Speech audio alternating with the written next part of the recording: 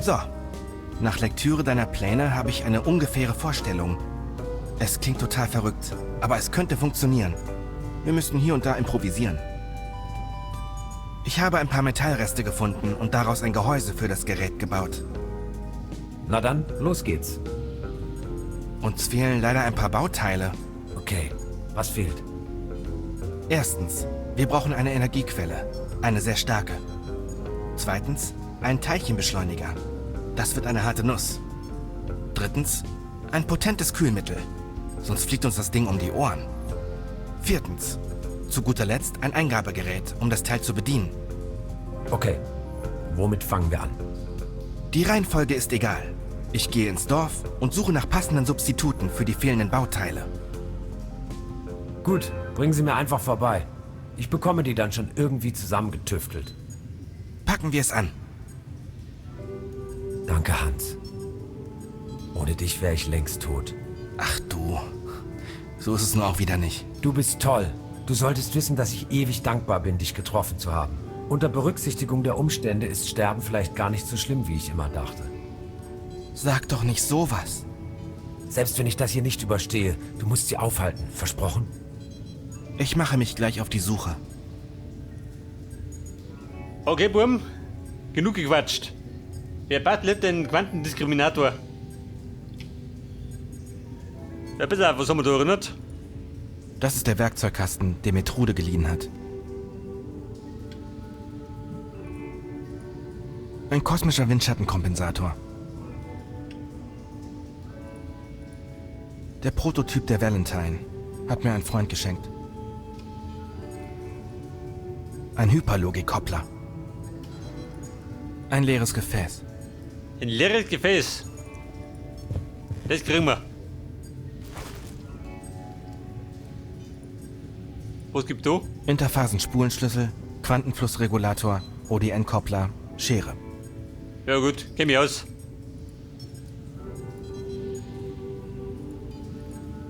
Ein Auszug aus Tom Cleans Notizen. Benzinpulver. Ein Ektoplasma-Interferenz-Oszillator.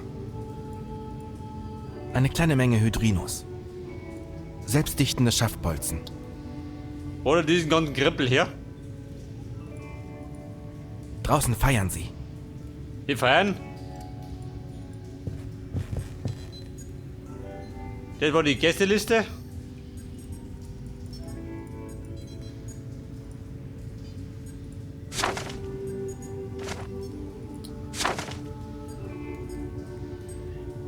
Der Quantendiskriminator. V35C, das neueste Modell. Und die 4 Dinge muss ich basteln. Warum, es kann was Längeres werden. Was ist das für ein Glibber? Ist das Blut? Oh, mein Körper desintegriert. Wie meinst du das? Das war abzusehen. Das hat man davon, wenn man sich zu lange in fremden Dimensionen herumtreibt. Tut es weh? Ja. Ja, besser, wer klippert vor sich hin? Das ist der Orgon-Kollektor. Das ist das Grundgerüst für unseren Quantendiskriminator. Es fehlen nicht mehr viele Teile. Auf jeden Fall fehlt eine Energiequelle. Wir bräuchten außerdem noch ein Kühlmittel. Dazu noch ein Eingabegerät. Und zu guter Letzt ein Teilchenbeschleuniger. Verstehe. Da bauen wir uns ja nicht. Ich weiß gar nicht, wo ich anfangen soll. Keine Sorge, die Theorie kennst du ja bereits. Der Quantendiskriminator sendet einen kohärenten Tetrionstrahl in das Portal. Und projiziert eine metaphasische Projektionsmatrix? Präzise. Durch gerichtete Tachyonimpulse sind wir dann in der Lage, die Frequenz derart zu modulieren, Dass sich das Portal auf die exakten temporalen Quantenkoordinaten einstellt. Ein Riss im Raumzeitgefüge. Exakt. Das ist eine Sensation. Ich dachte mir, dass dir das gefällt. Aber bevor wir das machen, gehen wir sammeln.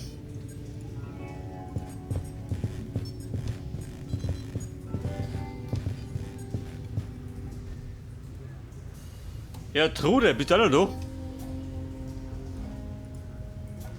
Warte, was Neues? Du sind mit der Angel. Ich wollte Ihnen die Angel zurückbringen. Super! Hat einer angebissen? Sozusagen. Hier im See ist einiges los, das sage ich Ihnen, Professorchen. Erst gestern habe ich so einen großen roten Hering gefangen. So, ich suche eben Ihr Pfand. Ah, so, bitte sehr. Hier ist Ihre Pfeife. Eine Pfeife? Pfeife? Na, Ihre Pfeife. Das ist nicht meine Pfeife. Nicht Ihre Pfeife? Na sicher ist es Ihre Pfeife, Sie Pfeife. Wenn das meine Pfeife wäre, wüsste ich davon. Ich hatte Ihnen was ganz anderes als Pfand dagelassen. Aha. Was soll das gewesen sein? Der Massagestab. Trude, wo ist denn der? Mein Massagestab. Ihren was? Einen Massagestab habe ich hier nicht. Wie gesagt, hier ist Ihre Pfeife, Herr Tenhauser. Danke. Ja gut, dann nehmen wir die Pfeife. Ja, dann sagen, der Massagestab ist tief versteckt.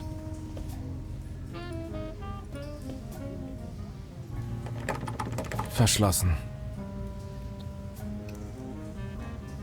Ja, aber es gibt dumme Suppen. Du Summe. War du was Neues? Hi Leni. Was gibt's Neues? Heute ist der große Jubiläumsmarathon von Twilight Area. 12 Stunden am Stück. Draußen ist das große Dorffest. Hast du nicht mal Lust auf die echte Welt da draußen? Die echte Welt ist da drin. Siehst du sie nicht? Das ist nicht die echte Welt. Das ist eine Fernsehsendung. Ich überleg's mir. Jetzt muss ich aber erstmal weiter gucken. Ja gut, total abgespaced. Da ist eine braunsche Röhre drin. Die könnte ich gut für den Quantendiskriminator gebrauchen. Aber die Kleine wird für immer traumatisiert, wenn ich ihren einzigen Freund auseinanderbaue. Das bringe ich nicht übers Herz. Das hat die Mutti weggekriegt vom Fernseher, ha? Chefin? Sie ist wieder in ihrem Paralleluniversum. Sie ist wieder in ihrem... Aha. Was geht da? Irgendwas stimmt nicht mit dieser Uhr. Und die für Suppen.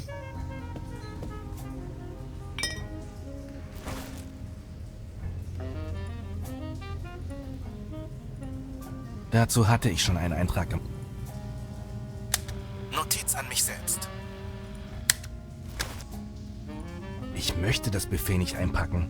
Es gehört eigentlich direkt in den Müll. Trude, der befügt auf Müll. Deine Kochkunde lassen zu wünschen übrig.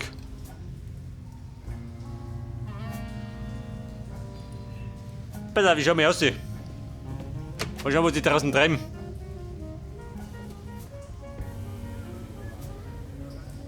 Aber du schon ja. Die Tombola.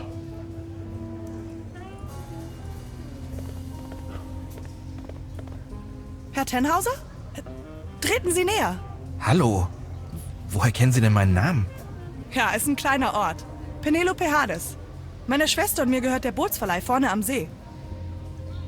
Penelope. Was gibt denn bei dir? Gibt's hier was zu gewinnen? Als Hauptpreis winkt eine ganztägige Bootsfahrt auf der trüben Lanke. Was kostet ein Los? Ein Los, 50 Pfennig. Leider sind schon alle Lose verkauft. Ja, Schade. toll. Tut mir leid. Ich muss weiter. Jedes Los ein Gewinn, garantiert keine Nieten. Ich muss weiter. Ein Los. Ich darf mir sagen, das Los kriege ich woanders, oder?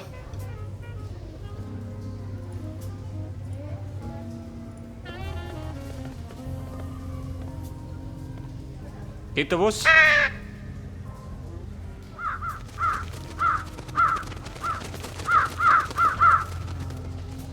Sie sind gemeinsam so schwer, dass die Antenne fast abbricht.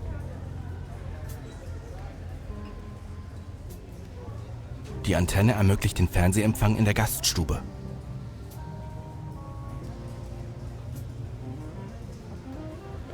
Geht der da noch? Oder fällt er aus? Lenny, wie schaut denn aus? Geht der Fernseher noch? Eine neue Episode von Twilight Area. Da ist eine braunsche Röhre drin, aber die kleine, das bringe ich. Sie ist wieder in ihrem... Ja gut, geht doch nichts. Ich habe mich sagen, ich muss die Antenne demolieren. Damit die vom Fernseher weggeht.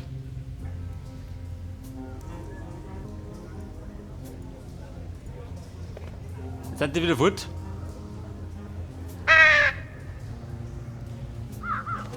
Ihr Vögel, kommt!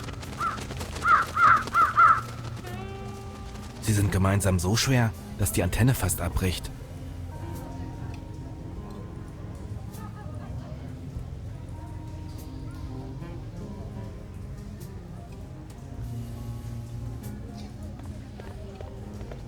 Die Zuckerwatte, was geht noch? Da was brauchbar Wenn ist ich drin. eins nicht leiden kann, dann ist es Zuckerwatte. Außer Konkurrenz. Das ist eine Schießbude für Kinder.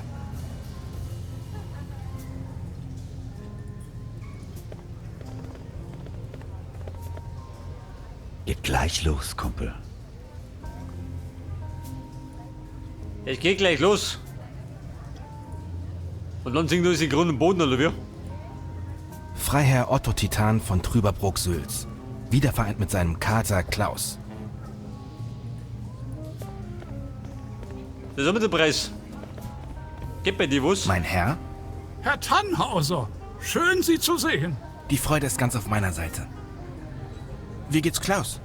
Er ruht sich aus, mein treuer Klaus. Genießen Sie das Fest?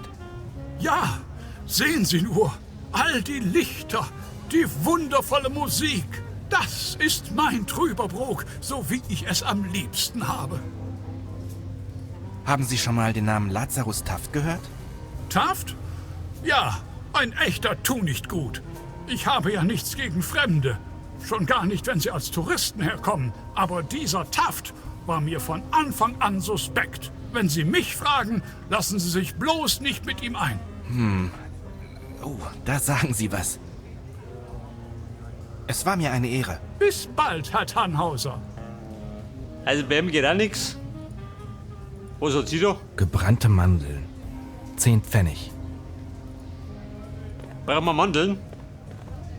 Einmal gebrannte Mandeln, bitte. Einmal gebrannte Mandeln kommt sofort. Bitte sehr, der Herr. Also Mandel habe ich ja.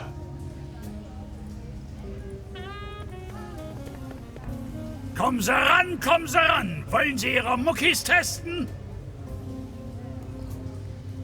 Meine Muckis? Welche denn? Welche Muckis?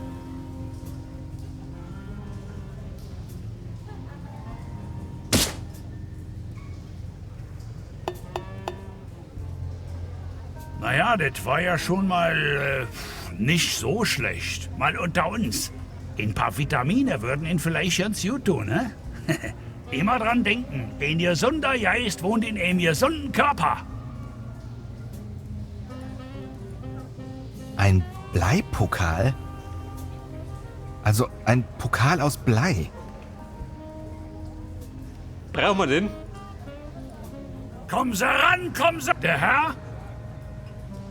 Gibt's was zu gewinnen? Natürlich, natürlich. Für den Sieger des Abends gibt's einen Pokal. Na, wenn das so ist?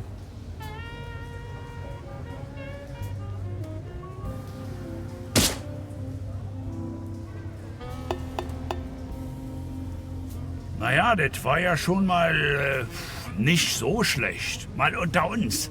Ein paar Vitamine würden Ihnen vielleicht ganz gut tun, ne? Immer dran denken, ein gesunder Geist wohnt in einem gesunden Körper. Ich vermute mal, wir müssen den Pokal gewinnen, oder? Was wird der Matrose? Er trägt einen Violinenhals als Holzbein. Ahoi! Schön hier, oder? Ja, sehr. Was macht ein Matrose hier draußen auf dem Land? Ich bin eigentlich kein großer Freund von Wasser. Bin einfach nur froh, meine Füße im Trockenen zu haben. Aber ist es nicht ein Matrosenanzug, den Sie da tragen? Ja? Und? Also, Sie haben Angst vor Wasser? Ei, Thalassophobie.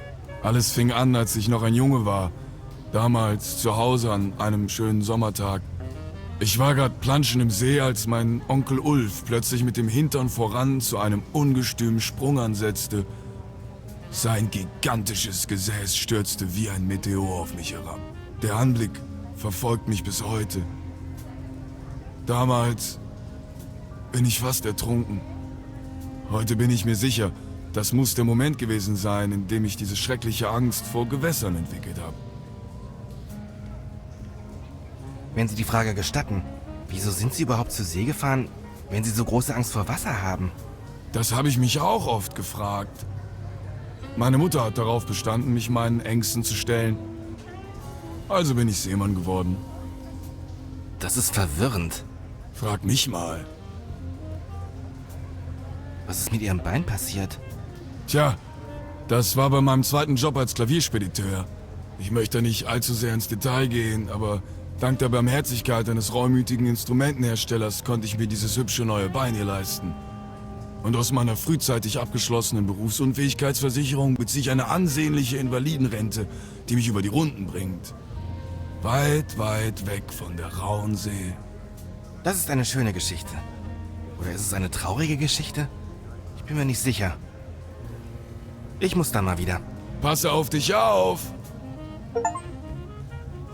Aber außer Plauder geht da nichts. Schau mal da aus.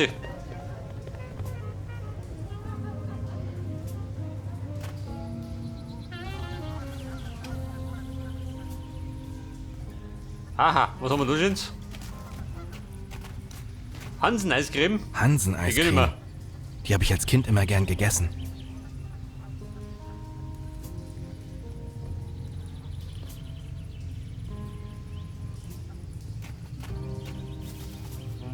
Tretbootverleih. 1 Stunde, 1 Mark.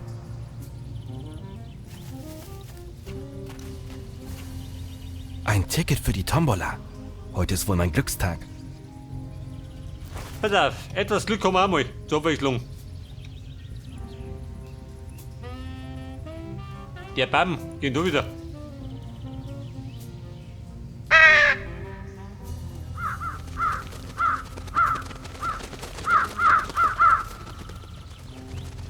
So, damit locke ich die Viecher da, gell? Aber, aus was den Grund? Wenn ich es noch mit tue?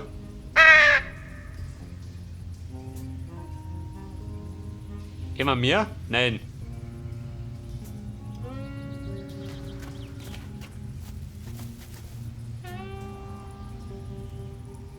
Die Laterne flackert unruhig. Klassischer Fall von Lichtverschmutzung.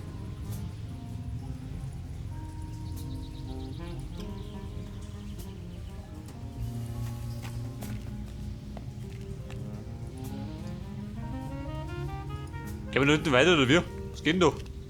Ich wüsste nicht, wohin.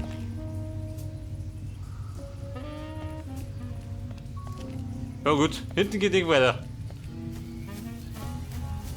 Die Vögel da. Können wir die da mitlocken oder wie? Kann ich sein?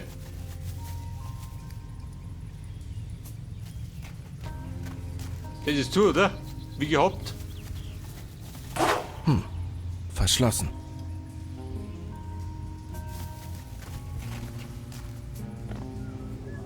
Treten Sie näher. Jedes Los ein Gewinn, garantiert keine Nieten. Als Hauptpreis winkt eine ganztägige Bootsfahrt auf der trüben Lanke. Eine Bootsfahrt, Baby, ich komm gleich. Ich pfeife noch mal Runden.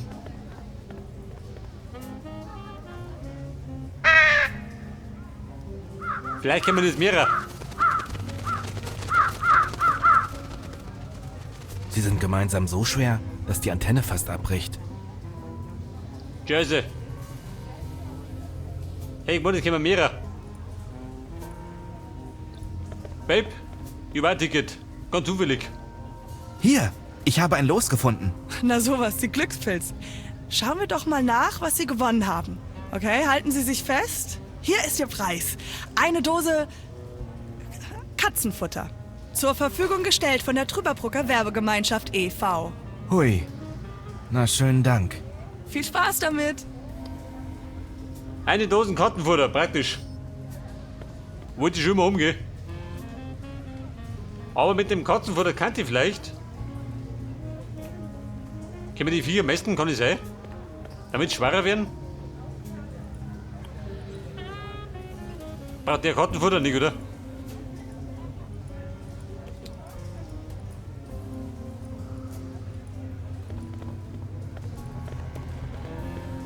Pass auf, ich mach schön damit um. Oder kann ich?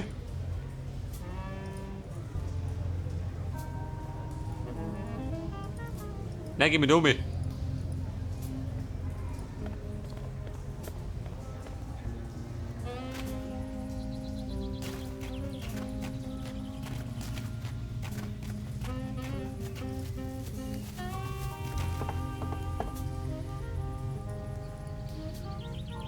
Pass auf, wenn ich da wieder pfeife, dann gehen wir die Vögel mit um. Die Vögelein kommen.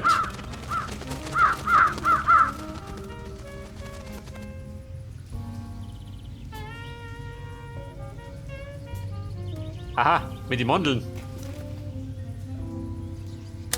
Beverly. Bekanntermaßen sind Rabenvögel durchaus gesellige und kluge Zeitgenossen. Ich habe mich jüngst mit einem ganzen Schwarm dieser beeindruckenden Singvögel angefreundet. Manchmal wünschte ich mir, ich könnte so sein wie sie.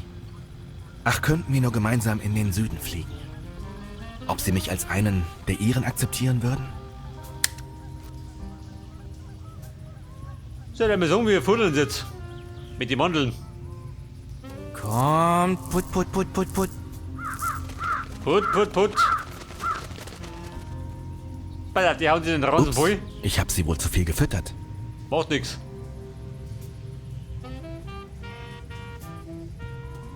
Ich vermute mal, jetzt sind sie ein bisschen schwerer.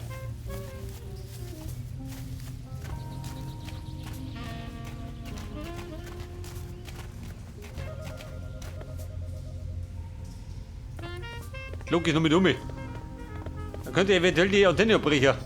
Zu meinen Gunsten.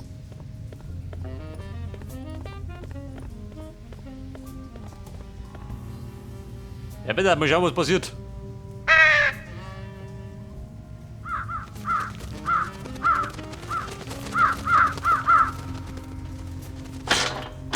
Jawohl. Hey, verschwindet ihr Spielverderber.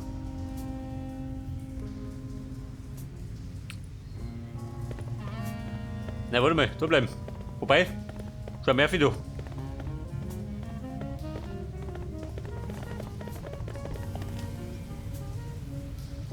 Ja, wer nicht da?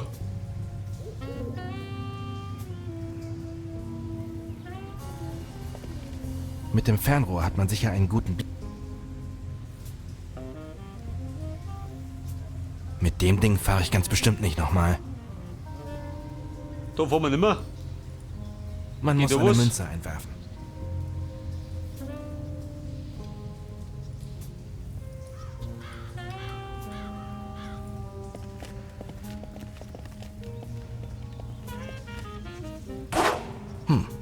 Verschlossen.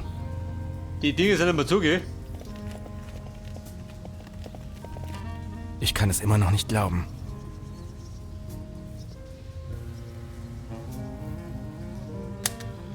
Beverly, ich habe eine verblüffende Entdeckung gemacht. Bei der einzigen Telefonzelle des Dorfes handelt es sich scheinbar um eine Art Geheimgang. Er führt direkt in die Schaltzentrale der Millennium-Kooperative.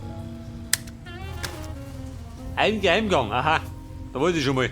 Aber bevor wir reinlaufen, gehen wir plaudern. Schöner Abend für einen Spaziergang, nicht wahr? Unheimlich. Die Luft. Riechst du das? Fichten. Fichten, Tannen, Douglasien. Ich konnte Koniferen noch nie so gut auseinanderhalten. Die Fichte sticht, die Tanne nicht. Tanne. Fast so wie mein Name. Nie drüber nachgedacht. Wie heißt du denn? Tannhauser. Tannhäuser würden wir hier sagen. Deutsche Wurzeln? Mein Opa.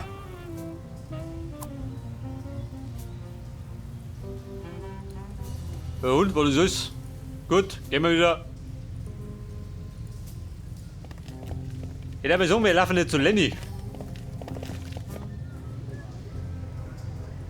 Der Fernseher sollte nicht mehr funktionieren, oder? Hätte ich gesagt.